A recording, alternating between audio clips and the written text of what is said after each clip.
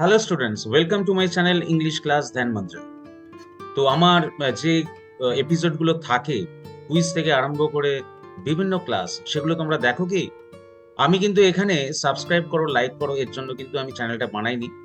যদি তোমাদের কাজে লাগে তাহলে অবশ্যই চেক করো আমার চ্যানেলে ঢুকে। আমার চ্যানেলের নাম ইংলিশ ক্লাস ধ্যান মন্ত্র। আমি সেভাবে কিন্তু এই চ্যানেলে রেগুলার বেসিসে আমি কোনো রকম কোনো এপিসোড আনি না বা ক্লাস আনি না। তবে যেগুলো আমি আনি সেগুলো অবশ্যই তোমাদের জন্য খুবই প্রয়োজনীয় টিপস থাকে। আজ আমি তোমাদের কিছু দরকারি টিপস দিয়ে যেতে এসেছি, যারা তোমরা পিএসসি ক্লার্কশিপ বা এসবিআই ক্লার্কশিপে বসতে চলেছো। তোমরা জানো 17 নভেম্বর থেকে এসবিআই এর ফর্ম ফিল আপ স্টার্ট হয়ে গেছে এবং আজ মানে 7 ডিসেম্বর তার লাস্ট ডে।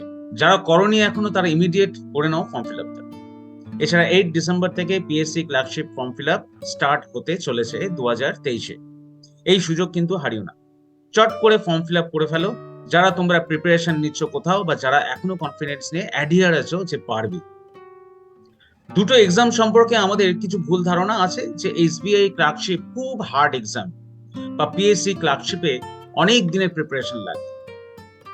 তাদের জন্য বলছি, দুটো এক্সামই এক চান্সে ক্র্যাক করা যায় যদি একটু শেষের দিকে টাইম তোমরা দিতে পারো।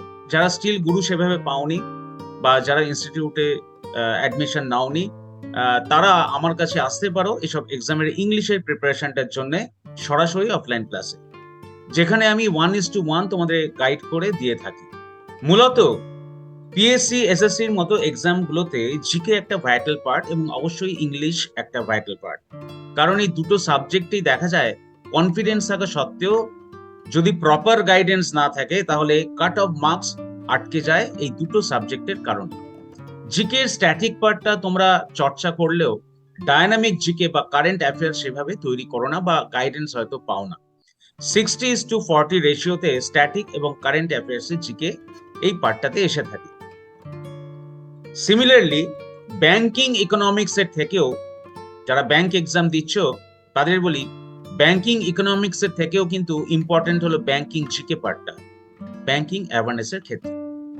আমি যেহেতু বিগত বহু বছর মানে আজ অব্দি নামজাদা ব্র্যান্ডে পড়িয়ে এসেছি, একজন ইংলিশের ফ্যাকাল্টি স্বরূপ স্টেট ব্যাংক অফ ইন্ডিয়ার নিজস্ব লার্নিং সেন্টারে ট্রেনিং বা সেমিনার করে এসেছি, তাছাড়া WBCS আলী ইউনিভার্সিটিতেও আমি পড়িয়ে এসেছি। তো সেক্ষেত্রে আমার কাছে ইংলিশ নিয়ে কথা বলাটা একটু অন্য মাত্রাতে তোমাদের কাজে লাগতে পারে। ইংলিশের পার্টস অফ স্পিচের পুরোপুরি গুরুত্ব আছে পিএসসি বা এসএসসি, সিজিএল, সিএইচএসএল কিংবা এমটিএস অথবা ইন্স্যুরেন্সের এক্সামগুলোতে। কিন্তু এসবিআই এরার কারেকশনস গুলো সাধারণভাবে 60% পার্টস অফ স্পিচকে ফলো করলেও বাকিটা ডেসক্রিপটিভ রিডিং স্কিলের ওপর কিন্তু ডিপেন্ড করে থাকে। হ্যাঁ, ডেসক্রিপটিভ রিডিং স্কিলস, যা সাধারণভাবে হিন্দু বা টাইমস অফ ইন্ডিয়া পেপার থেকে একদম হুবহু তুলে দেওয়া হয়। তাই 2 আওয়ার ক্লাসে half an hour reading comprehension বা রিডিং স্কিলের ওপর ক্লাস করাটা খুব খুব খুব জরুরি তাদের জন্য যারা বেঙ্গলি মিডিয়াম ব্যাকগ্রাউন্ড থেকে বিশেষভাবে এসেছে। আমি যখন ক্লাস নিই কোনো ইনস্টিটিউটে, অন্তত আমি এই চেষ্টাটা করে থাকি দুটোর কম্বিনেশনে ক্লাসগুলো কভার করা এবং মক টেস্টের মাধ্যমে স্টুডেন্টের সাথে 1:1 ইন্টারাকশন ডেভেলপ করা। তোমরা কতটা এই ধরনের ক্লাস করার সুযোগ পাও আমি সেটা খুব ভালো করেই জানি। তোমাদের পেলে আমি হয়তো কিছুটা হলেও সাহায্য করতে পারতাম তোমাদের স্বপ্নকে বাস্তবায়িত করার লক্ষ্যে। তোমরা আমার সাথে লাস্ট মিনিট যোগাযোগ করতে চাইলে এই মেলে যোগাযোগ করতে পারো, ফোন নাম্বার মেনশন করে। আমার ইমেলটা নোট করতে পারো, rankacademia.in@gmail.com। ডেসক্রিপশন বক্সেও আমার মেল আইডি দিয়ে দেবো, ওখান থেকেও চেক করে নিতে পারো আমার মেল আইডিটা। অবশ্যই ফোন নাম্বার দিয়ে কন্ট্যাক্ট করবে।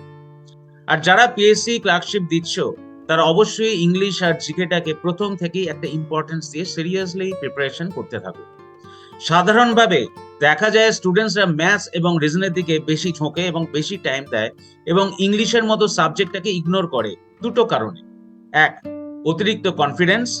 2, ইংলিশের প্রতি উইকনেস বা দুর্বলতাটাকে সাহস করে এগুতে দেয় না সাবজেক্টের দিকে। আজকে এই অবধি। যদি ভালো লাগে তাহলে চ্যানেলটাকে যদি ইচ্ছে করে তো সাবস্ক্রাইব করে নিতে পারো।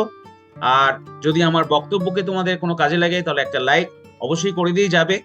যদিও আমার এই চ্যানেলটা সাবস্ক্রাইব বা লাইকের জন্য নয়, আমি খুব কমই এখানে এপিসোডগুলোকে আনি বা টিপসগুলোকে আনি। যখন যেগুলো আনি সেগুলো যদি ফলো করতে পারো তোমাদেরই কাজে লাগবে। আজ এলাম, পরে আবার নতুন একটা কোনো এপিসোড নিয়ে তোমাদের সাথে দেখা হবে।